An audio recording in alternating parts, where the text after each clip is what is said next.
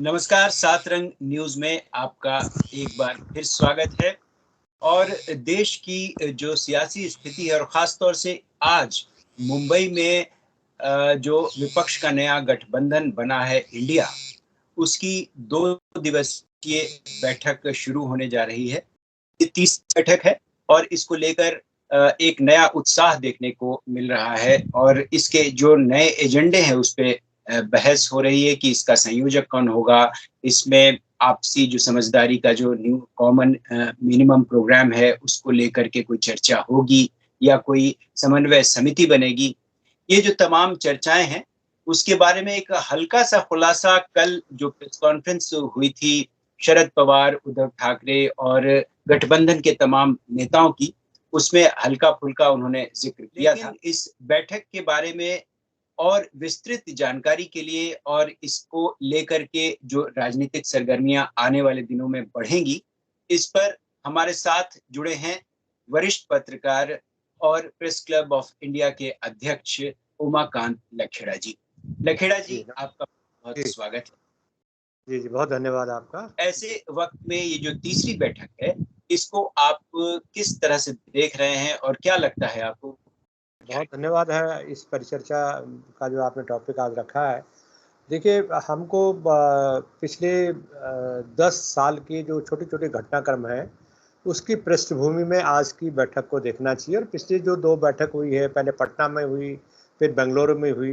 विपक्षी पार्टियों की। और मुझे लग रहा है देश में इस समय जो माहौल है, वो माहौल इस तरह का है कि देश में जो जनमानस है, उसका पिछले साढ़े 9 साल से या सवा 9 साल से जो रिजिम है मोदी जी के नेतृत्व में, उससे लोगों का बहुत सारे मुद्दों पर मोह भंग शुरू हो गया है। और ऐसा लगता है कि जो लोग एक तबका है जो 2014 में खुल कर के बीजेपी के साथ था, आम पब्लिक भी थी, उनका उन तमाम सवालों से जिसमें महंगाई है, भ्रष्टाचार है, बेरोज़गारी है और तमाम तरह के दूसरे जो सामाजिक मुद्दे हैं जैसे ध्रुवीकरण की जो पॉलिटिक्स है, सांप्रदायिकता के सवाल हैं और वो इसलिए महत्वपूर्ण है कि भारतीय जनता पार्टी तुष्टीकरण का आरोप लगाती रही है विपक्षी पार्टियों पर, ख़ास तौर पर कांग्रेस पार्टी पर कि वो तुष्टीकरण की राजनीति करती है। लेकिन हमने ये देखा है या लोग आम पब्लिक भी इस बात को बातचीत कर रहे हैं कि ऐसे मुद्दे जिसमें मुस्लिम्स को टारगेट किया जाता है या क्रिश्चियंस को टारगेट किया जाता है या माइनॉरिटीज़ को टारगेट किया जाता है। ताज़ा घटनाक्रम मणिपुर का है जहां 4 महीने से दंगे फसाद हो रहे हैं। उस पर बड़ी मुश्किल से जब अपोजिशन पार्टीज़ ने बहुत संसद के भीतर और संसद के बाहर बहुत बड़ा मुद्दा बनाया, तब जाकर के प्रधानमंत्री बातचीत करने को रेडी हुए, वो भी संसद के भीतर और केवल 3 साढ़े 3 मिनट उन्होंने मणिपुर पर बोला। तो ये जो चीज़ें हुई हैं, ये अपोजिशन की एक यूनिटी की वजह से हुई हैं और अब तक पिछले 9 साल से जो मोदी सरकार को जो लाभ मिल रहा था, फ़ायदा मिल रहा था, वो इसलिए मिल रहा था कि अपोजिशन पार्टीज़ पूरी तरह बिखरी हुई हैं और ये स्वाभाविक है कि आम आदमी पार्टी जो एकदम रिप्लेस करने के लिए आई कांग्रेस को, उसके पीछे भी, उसके साथ भी उसी तरह का बर्ताव एक विपक्षी पार्टी का तरफ बर्ताव करने लगी भाजपा। जबकि ये कहा जाता था कि आम आदमी पार्टी एक अंडरस्टैंडिंग करके चल रही है भाजपा से और कांग्रेस को ख़त्म करने के लिए या कमज़ोर करने के काम कर रही है। लेकिन जब आम आदमी पार्टी भी निशाने पर आ गई तो जाहिर सी बात है कि आम आदमी पार्टी और कांग्रेस इन दोनों में ने अपने मतभेद भुला करके मिलना जुलना तय किया। और मुझे लग रहा है कि जब विपरीत विचारधाराओं की पार्टियां इस मुद्दे पर इकट्ठा हो जाएं, एकत्र हो जाएं कि हमें बाकी मुद्दों को दरकिनार करना है, भारतीय जनता पार्टियों की नीति के खिलाफ एकजुट होना है और मतभेद भुलाने हैं, तो ये इससे एक घबराहट एनडीए के खेमे में या मोदी जी के जो सलाहकार हैं या उनकी पार्टी है भारतीय जनता पार्टी, वहाँ एक बहुत बड़ी बेचैनी दिखाई पड़ रही है। मेरा ये सवाल था कि जिस तरह से नरेंद्र मोदी ने उनकी सरकार ने अभी फिलहाल गैस के दाम कम कर दिए और इस तरह की तमाम योजनाएं वो लेकर आ रहे हैं। कल की जो प्रेस कॉन्फ्रेंस थी उसमें उद्धव ठाकरे ने कहा कि 9 साल तक कहाँ थे मोदी जी, और क्या उनको अपनी बहनों की तब याद नहीं आई थी? तो ये जो है, और उनका ये कहना कि जिस जिस तरह से इंडिया का जो गठबंधन है बढ़ रहा है और उनकी बैठकें हो रही हैं, नरेंद्र मोदी की सरकार उतनी बेचैन हो रही है, और ये जो जो सारे कदम उठाए जा रहे हैं वो उसकी वजह से उठाए जा रहे हैं। क्या आपको ऐसा लगता है? निश्चित रूप से देखिए, बहुत स्पष्ट है कि संवेदनहीनता के मामले कम से कम 10-15 इतने महत्वपूर्ण मामले हैं जिसमें मोदी सरकार ने, वैसे तो दर्जनों हैं, लेकिन मुझे लग रहा है कि 1 दर्जन से ज़्यादा ऐसे संवेदनशील मामले हैं जिन पर प्रधानमंत्री मोदी और उनकी पार्टी ने मुँह नहीं खोला। और चाहे वो महंगाई के सवाल हों, चाहे बेरोज़गारी के सवाल हों, चाहे काले धन के सवाल हों, चाहे वो चीन के भारत की सीमा हड़पने का सवाल हो, कि भारत की सीम 2000 वर्ग किलोमीटर जो है वो ज़मीन हड़प चुका है चीन। और प्रधानमंत्री जी ने 2 साल पहले बोला, 3 साल पहले, कि कोई हड़पा नहीं, कोई ज़मीन नहीं हड़पी है चीन ने। और आज आप उसी पे नेगोशिएशन कर रहे हैं। आपके विदेश मंत्री जो बोल रहे हैं, पार्लियामेंट के भीतर कुछ और बोल रहे हैं, पार्लियामेंट के बाहर कुछ और बोल रहे हैं, प्रधानमंत्री ने कुछ और बोला है। और अभी जो ब्रिक्स का जो सम्मेलन हुआ उसमें तो पूरी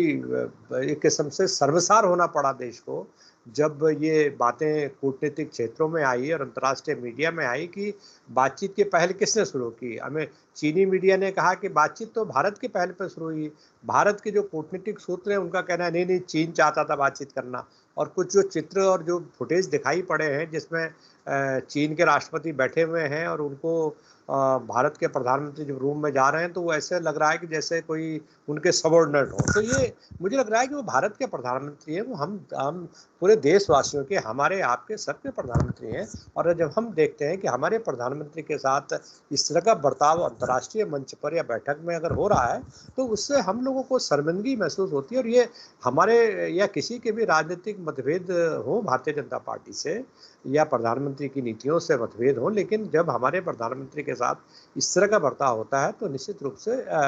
उसका बुरा लगता है लोगों को। लेकिन दूसरा जो आपका जो सवाल बहुत महत्वपूर्ण है कि ये जो रेवड़िया कल्चर है, ये जो आपने 200 रुपये एकदम ओवरनाइट आपने बंद कर दिए, कम कर दिए गैस सिलेंडर के, एलपीजी के दाम, ये आपने 2 महीने पहले क्यों नहीं किए, 6 महीने पहले क्यों नहीं किए, जब आपको लग रहा है कि बहुत प्रेशर पब्लिक का पड़ गया है। ग्रास रूट लेवल से जो फीडबैक है, जो बातचीत है, वो बातचीत बड़ी चिंताजनक हो रही है। और देखिए, आरएसएस जो कंट्रोल करता है भारतीय जनता पार्टी को, उसके जो मुखपत्र है ऑर्गेनाइजर, उसने तो साफ साफ 3 महीने पहले लिख दिया था कि मोदी के करिश्मा और राम मंदिर आंदोलन, राम मंदिर से आपको कोई चमत्कार वोट नहीं मिलने वाले हैं, जो मिल चुका है मिल चुके। तो ये इंटरप्रिटेशन, ये जो उसका जो अर्थ है वो यही निकाला जा रहा है कि आपको कुछ और चीज़ें ढूंढनी पड़ेंगी। और केवल मोदी की शक्ल दिखा करके म्यूनिसिपैलिटी के चुनाव में भी मोदी के नाम पर वोट मांगे जा रहे हैं, राज्य विधानसभा चुनाव में भी मोदी के नाम पर वोट मांगे जा रहे हैं, नगर पंचायत, नगर परिषद और लोकसभा में भी मोदी के नाम पर वोट मांगे जा रहे हैं। लेकिन जो सेटबैक हुआ है पिछले साल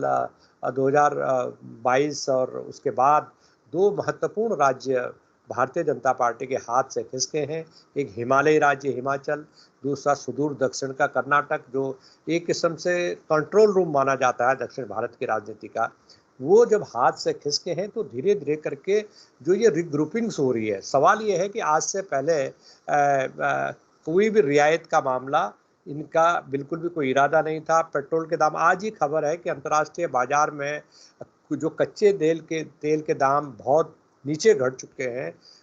जो वाकई फिगर में बता नहीं पाऊंगा अभी, लेकिन बहुत नीचे आ गए हैं। लेकिन उस रफ्तार में या उस सीमा में या उस पैरामीटर पर आपने जो घरेलू क्षेत्र में जो पेट्रोलियम पदार्थ हैं, पेट्रोल, डीजल और उससे जुड़ी हुई चीज़ें हैं, उनके दाम तो कम नहीं किए हैं। और वो जनता से, जिसको कहते हैं जो मध्यम वर्ग है, उससे इनकी कीमत वसूली जा रही है। और दूसरा, न केवल मध्यम वर्ग, जो जीएसटी है, जीएसटी तो इस देश का गरीब आदमी भी देता है। जिस तरह से बेजा बेजा तरीके से लोगों से जीएसटी वसूली गई, और बड़े बड़े एक इमेज इस सरकार के प्रति गई है पब्लिक में। जो सर्वे की रिपोर्ट भी आई है, जब अब ये कोई सर्वे भी हुआ है 3-4 दिन पहले सर्वे आया है सी वोटर्स का इंडिया टुडे का, उसमें साफ साफ कहा गया है कि लोग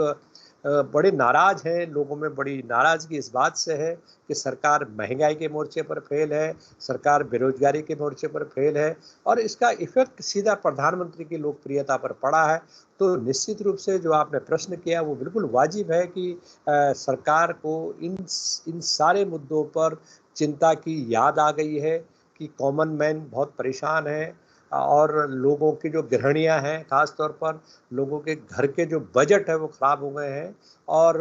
गृहणियाँ बहुत आहत हैं। तो ये निश्चित रूप से ये फीडबैक नीचे से मिला और ये मौका ढूंढा गया कि राखी के 1 दिन पहले या 2 दिन पहले आप कीमतों में 200 रुपये का इजाफा करें, कम कर दें। तो मुझे नहीं लगता कि इससे भी बहुत ज़्यादा, इससे तो यही मैसेज गया कि प्रधानमंत्री जी जो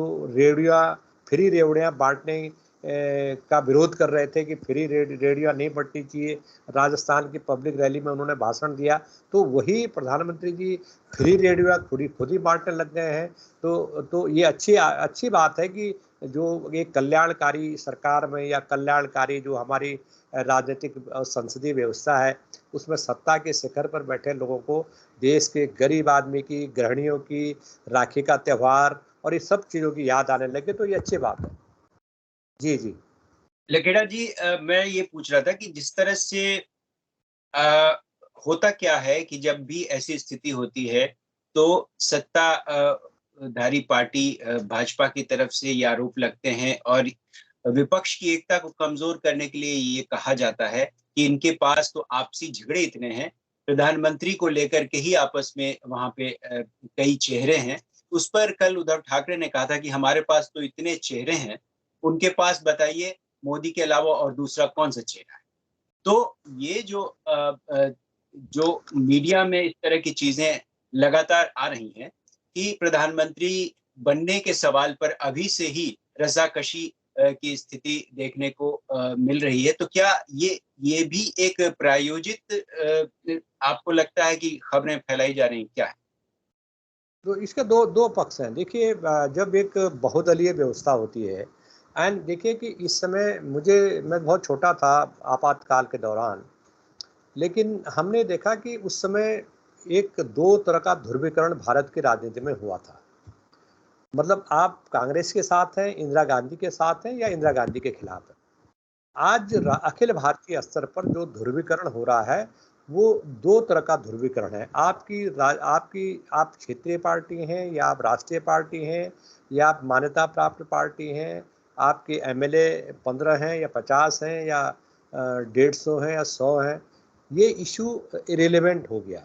लोगों ने, जो धुर विरोधी राजनीतिक पार्टियां हैं, उन्होंने भारतीय जनता पार्टी के खिलाफ एक मोर्चा बना लिया है जिसका नाम इंडिया है।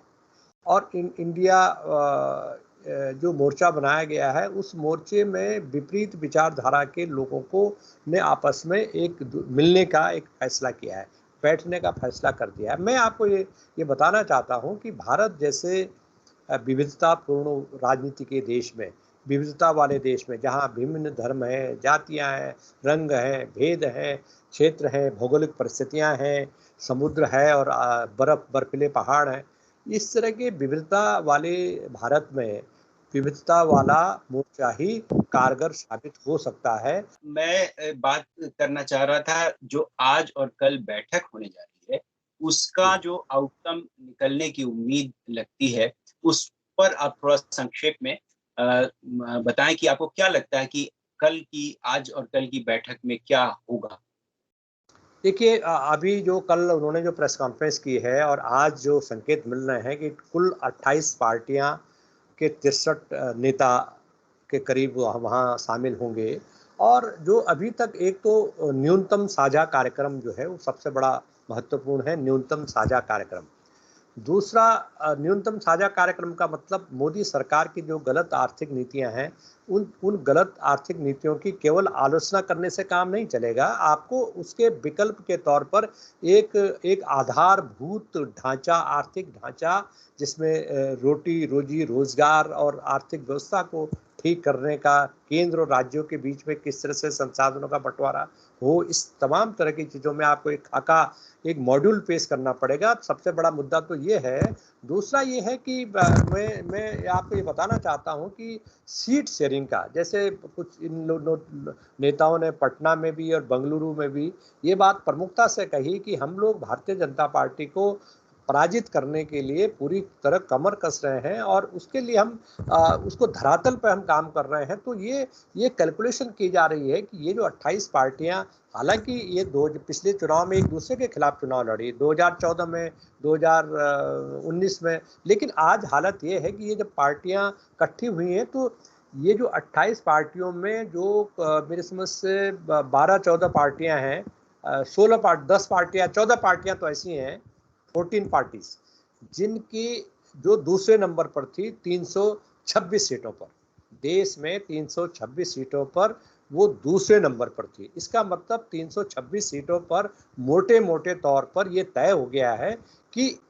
जो दूसरे नंबर पर रहा है उसकी दावेदारी को सशक्त माना जाएगा। तो 326 में 543 में अगर आपने 326 सीटें निकाल दी हैं जो जिस पर जो अनडिस्प्यूटेड हैं, तो अब आपके सामने मेरे समझ से 125-150 सीटों का मामला आता है। 125-150 सीटें ऐसी हैं जहां पर आपको कन्फ्रंटेशन होगा, जहां पर त्रिकोण टक्कर हुई है और नेक टू नेक रहे हैं, मान लिया आम आदमी पार्टी और कांग्रेस नेक टू नेक रही है, वहाँ कुछ एक फॉर्मूला निकालने की बात होगी। तीसरा ये कि लोगो, ये जो इंडिया गठबंधन है इसका एक झंडा डंडा एक लोगो तैयार होगा, क्योंकि जो जो क्षेत्रीय पार्टियां हैं या जो 28 दलों का गठबंधन है उनका भी अपना झंडा डंडा है। तो अब उसके साथ जब ये चुनाव प्रचार में जाएंगे तो निश्चित रूप से इंडिया गठबंधन का झंडा गाड़ी की एक तरफ होगा और दूसरी तरफ अपनी पार्टी का झंडा होगा, ताकि वो एक ऐसा मैसेज अपने समर्थकों में, कार्यकर्ताओं में जाए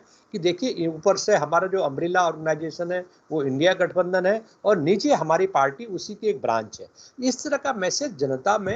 में ग्रास रूट लेवल पर पार्टी के दफ्तरों में, जहां जहां पार्टियों के ऑफिस है वहां, इवन सीपीएम और कांग्रेस अगर केरला में है तो सीपीएम और कांग्रेस भी इंडिया गठबंधन में है, तो उनको भी अपनी अपनी पार्टी के हेडक्वार्टर पर इन दोनों गठबंधन अपनी पार्टी का और इंडिया गठबंधन का झंडा लगाना पड़ेगा। तो इससे एक एकता उनमें कायम होगी। और दूसरे सबसे जो महत्वपूर्ण बात है कि ये तय हो रहा है, जो आपने सवाल भी पूछा कि प्रधानमंत्री का चेहरा कौन होगा, तो मुझे ऐसा लग रहा है कि अभी इस मौके पर प्रधानमंत्री का चेहरा घोषित करने से बड़ा काम करेंगे ये, उसका एक संयोजक चुन लेंगे, ताकि एक संयोजक होगा तो संयोजक जो कोऑर्डिनेशन होगा तो कोऑर्डिनेशन में संयोजक उसको कंट्रोल करेंगे, कंट्रोल एंड कमांड की जो चीज़ें होगी, ताकि विभिन्न पार्टियों के नेताओं के बीच में समन्वय बना रहे। और मुझे ऐसा लग रहा है कि जो संयोजक इन्होंने बहुत समझदारी की बात कल की है कि जो मतभेद के क्षेत्र हैं उन मतभेद के क्षेत्रों में अलग अलग कमेटियां बनाई जाएंगी, ताकि अगर कोई नेक टू नेक फाइट वाली सीटें हैं और वहां आम आदमी पार्टी या कांग्रेस के बीच में कोई तीखे मतभेद हैं तो उनको सुलझाने के लिए वो कमेटियां होंगी और उस कमेटी का फैसला मान्य होगा सबको, उनको भी। तो ये एक सब कमेटीज बनाई जा रही हैं और मुझे लगता है कि संयोजक का मुद्दा बहुत महत्वपूर्ण है और मुझे नहीं लगता कि कांग्रेस पार्टी दावा करेगी उस पर। तो मुझे ऐसा लग रहा है कि नीतीश कुमार उसके प्रमुखता से उनके नाम पर सहमति बनेगी और कांग्रेस ये मैसेज नहीं भेजना चाहती, क्योंकि कांग्रेस अगर संयोजक पद पर भी काबिज हो जाएगी तो इससे जो गैर कांग्रेस विरोधी क्षेत्रीय पार्टियां हैं उनको निश्चित रूप से अपने राज्यों में असहजता होगी। तो मुझे लग रहा है कि सर्वमान्य उम्मीदवार के तौर पर शरद पवार या नीतीश कुमार में से एक को ये चुनेंगे और वही ये सिलसिला को आगे बढ़ाएंगे। शरद पवार क्योंकि अस्वस्थ हैं, इतना शारीरिक रूप से स्वस्थ नहीं है, तंदुरुस्त नहीं है, तो ऐसी स्थिति में मुझे ऐसा लगता है, मेरा अपना निजी तौर पर मानना है कि नीतीश कुमार जी को संयोजक बनाने की एक उम्मीद होगी मुझे। जी जी जी बहुत धन्यवाद उमाकांत जी, आपने बहुत विस्तार से इस बैठक के आउटकम के बारे में या इस बैठक में क्या होगा इस बारे में आपने बताया है। और अभी ये कल तक ये बैठक चलेगी और बेशक हम इसमें कई ऐसे मुद्दे होंगे जिस पर हम आगे भी चर्चा करेंगे। और निश्चित रूप से आपके जो विचार हैं, आपका जो अनुभव है, इतने लंबे समय से आपने गठबंधन की राजनीति को खास तौर से बहुत करीब से देखा है, तो बेशक ये हमारे दर्शकों के लिए बहुत ही एक महत्वपूर्ण जानकारियां होंगी और आने वाले दिनों में हम आपसे लगातार इस पर चर्चा करते रहेंगे। फिलहाल शुक्रिया आपका। बहुत धन्यवाद। और 7 रंग के जो दर्शक हैं, आपके तमाम श्रोता हैं, दर्शक हैं और आपके शुभचिंतक हैं, उन शुभचिंतकों को भी बहुत-बहुत शुभकामनाएँ, बहुत-बहुत धन्यवाद। नमस्कार।